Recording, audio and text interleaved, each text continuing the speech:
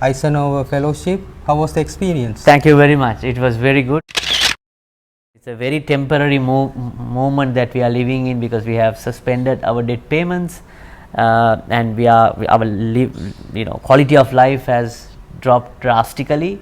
We all have tightened our seat belts beyond pretty much our capacity.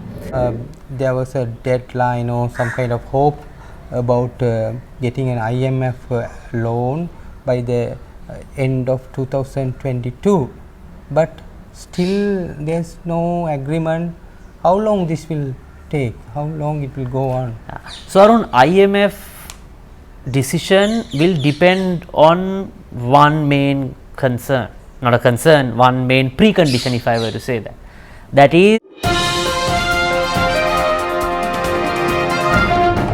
Hi Dhananath, welcome to the show. hi Arun, thank you very much for having me. And first of all, congratulations for winning the Eisenhower Fellowship. How was the experience? Thank you very much. It was very good. I stayed for about 6 weeks there. Excellent experience. Okay, so it's all about all the fellows are from the economic background or different background? No, it was very diverse. There were about 23 fellows from 21 countries. There were doctors, journalists, venture capitalists, green economists, and it was very diverse. And advisor to Singaporean Prime Minister, Chief of Staff from Colombia for their president. So it was a very diverse group. I had a good time. Okay, so you are away from all this chaos in Sri Lanka. So Yeah.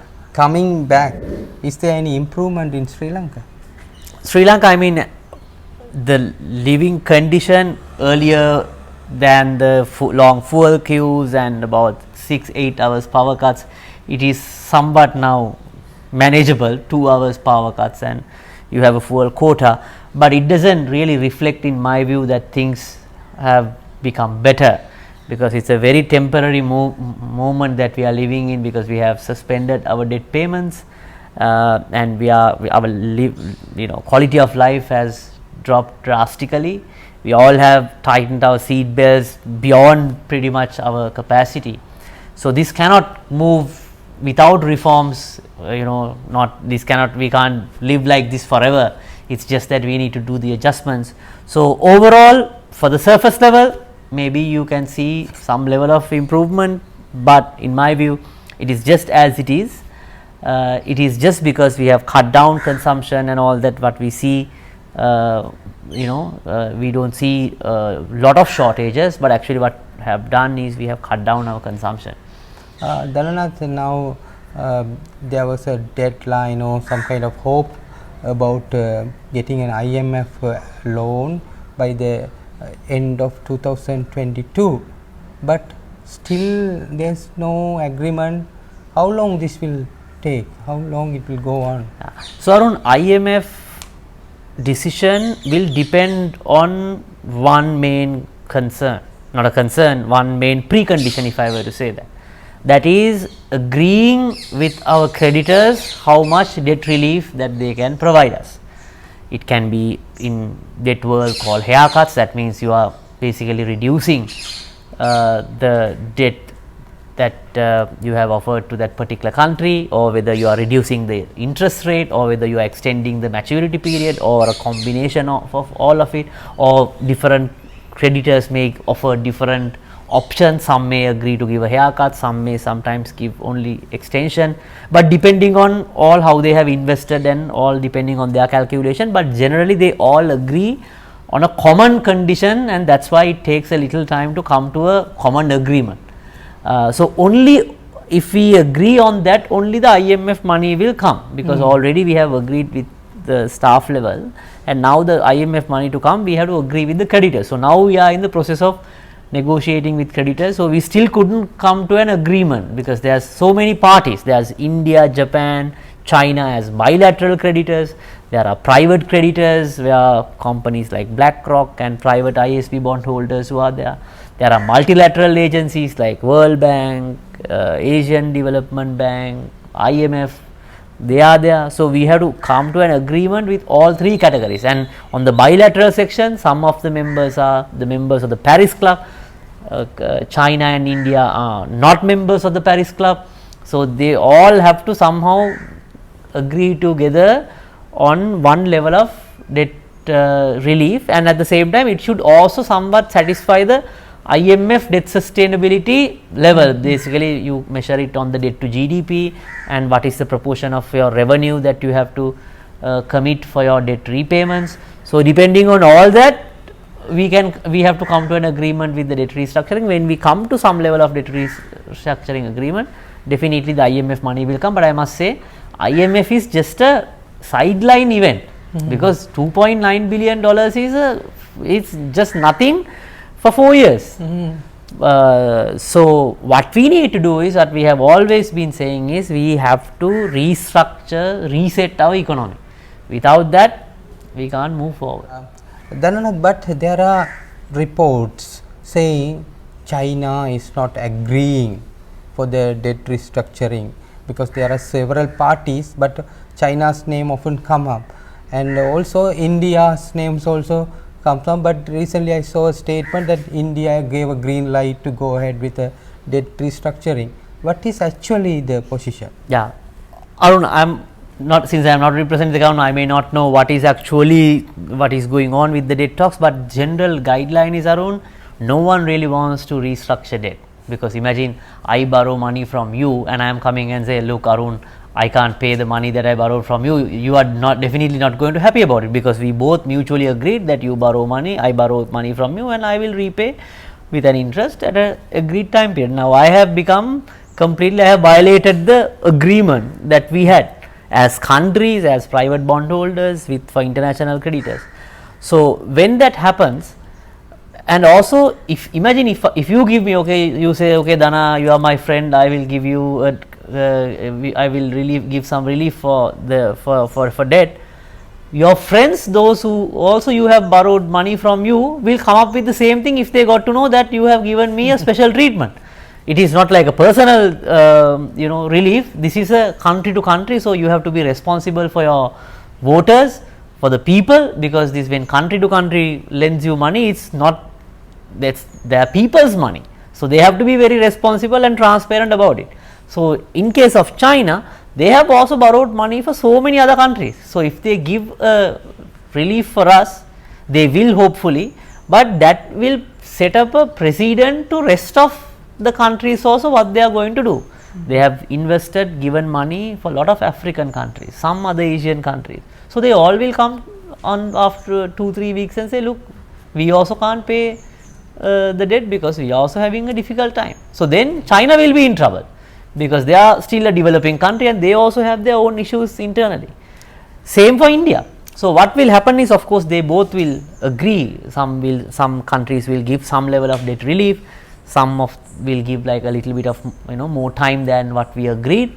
So it's a very difficult decision. So that's why what you hear, basically India delays it or China delays it or whoever delays it, it is basically, I think they will also have, they have to also discuss internally to come up with a solution, because it's not an easy decision, because it will set an example what to do in future if a similar situation occurs in another country. So they consider not only about Sri Lanka, it's as a global case, or how they are going to treat for rest of the world in similar situations in future. Dhananath, you mentioned in an earlier answer that there are several ways of debt restructuring. From your personal experience, what will work out for Sri Lanka? The creditors reducing the loan, or the postponing the time period, or what will work? I feel it will be a combination of all four, because I feel countries like China, they probably give a new loan to repay their existing loan and with extended maturity. And some countries will give some level of debt relief or cancellation of some of the debt, not the entire thing, and some will clip the interest rate depending on what level of instrument that they have and at what level that they have purchased it. So I feel it would be a combination, but it seems, we don't know. I mean, from my gut feeling, or from what I observe, most likely there will be some level of haircut, it seems, since our debt levels are very high compared to our GDP. So there has to be some level of debt restructuring. So there might be a haircut, it seems. It is definitely a bad news for all the creditors, those who have already borrowed, given money to us. But it seems that would be a realistic scenario. On Tuesday, there was a cabinet decision to split the payment for government staffs, for the executives of the government staff, one separate date for their salary payment, and for the rest of the staff another day. Why this is happening? Are we really facing the brunt of the economic crisis now? Yes, Arun, definitely the situation is difficult because government really don't have revenue.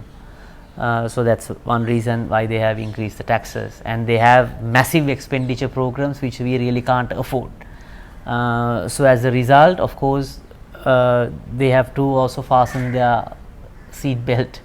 So in terms of salary payments and pensions are one of the main expenditure line items from the government side. So for an instance, from their revenue, about 86% goes for salaries and pensions of the government sector. That is keeping healthcare, education, all capital expenditures aside, including the debt repayment, even the local debt that we repay, keeping all that aside, just for managing the government workforce. Wow. We spend about 86%, which is a big amount. That means if we collect 100 rupees, 86 rupees we have to only allocate for salary. So you only have 14 rupees to do everything else.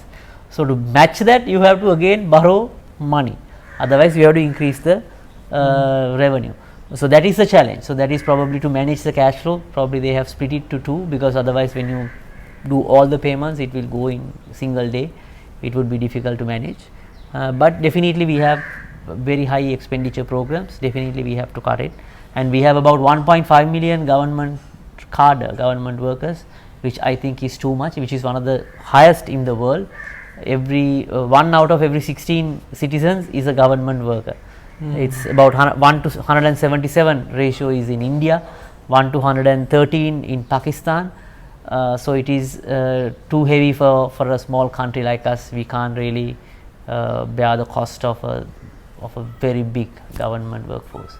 You can remember, before became prior president, the current president Ranil Wickremesinghe made several statements. Sri Lanka is going to face severe crisis and all. Now again, few weeks ago, I watched his televised speech that is again saying this is only people has to face several challenges.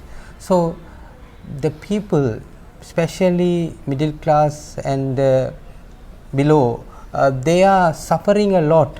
What kind of relief that the government can give, and what you recommend? Because lots of people said people has to swallow the bitter pill. So what is the?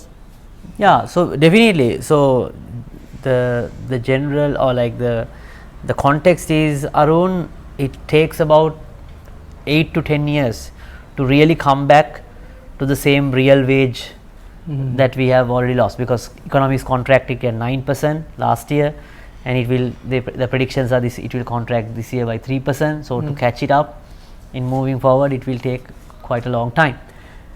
Having said that, what we can do is, Arun, mainly few things. One is we have to cut down our government expenditure, because when you cut down the government expenditure, we can provide some relief to the most vulnerable people. So everyone is affected for sure, from the richest person to the poorest person, but at least the richest person have some level of resilience, because they have some savings they can manage.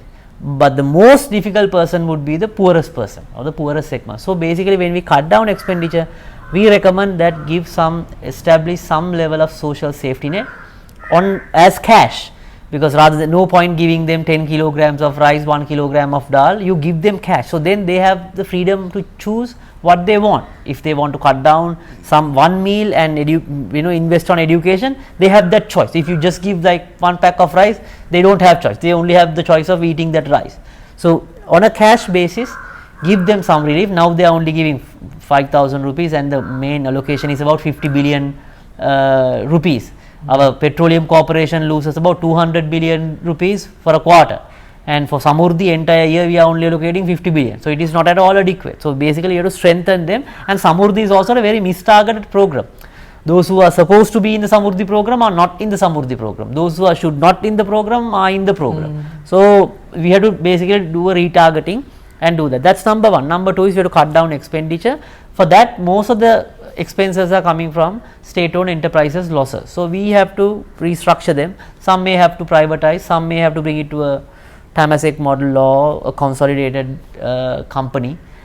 Some we have to go for public private partnership, some we have to let them go. And third is, I think it is important that we have our monetary system stable. The central bank has to be independent and they can't print money, and they have to protect the value of our currency that we use, because when that starts dropping, everything else goes wrong. So, those are the main three. Of course, there are so many other things that we need to do to improve productivity. There are a lot of deregulation that needs to be done. If you go to register a business, there are so many regulations. It is not an encouraging environment for young businesses, existing businesses. So, all that has to be done. But I think these three are the priority. When you do that, you can do the rest of the things simultaneously. And I think it is also important to, because the main 3-4 factors of production, Sri Lanka, everything is difficult. Now, land, labor and capital are the three of the main 4 factors of production. Land, 82% is land owned by the government. So, how can a person go and take a housing loan or a loan to do a business or to build something?